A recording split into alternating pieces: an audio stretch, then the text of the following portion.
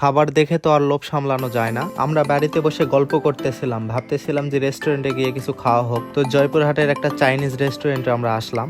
রেস্টুরেন্টের ভিতরে ঢুকে সোজা দোতলাতে উঠলাম। আমাদের উপরতলা আসার কারণটা হচ্ছে যে নিচতলা থেকে উপরতলার রেস্টুরেন্টের পরিবেশটা সত্যিই চমৎকার। উপরে উঠেই ঝটপট কয়েকটা ছবি উঠায় নিলাম, কারণ প্রথম অবস্থায় সিট ফাঁকা ছিল না। তারপরে সিট পাওয়ার পরে মেনু কার্ড দেখতেছিলাম যে কি অর্ডার করা যায়। খাবার অর্ডার করে আমরা তিনজন বসে গল্প করতেছিলাম, আর এইদিকে ওনারা খাবার তৈরি করতেছিলেন।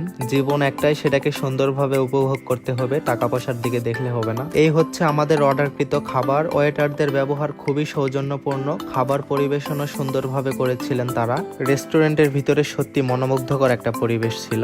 একটা সিটও ফাঁকা থাকতেছিল না, সব সময় কাস্টমারে ভরা। আমরা কিন্তু এই রেস্টুরেন্টে রাত্রে বেলা গেছিলাম, দিনের বেলাতে আমাদের সময় তেমন ছিল না। প্লেটে পোড়া মুরগি দেখে লোভ সামলানো গেল না, আমি আর জুলকার নাইম খাওয়া শুরু করছি। খাবারের মান অত্যন্ত সুন্দর ছিল।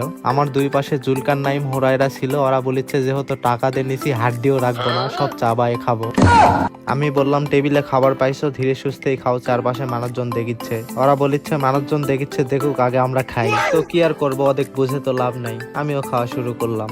ভিডিও করা দেখে আবার শরমও পাচ্ছে।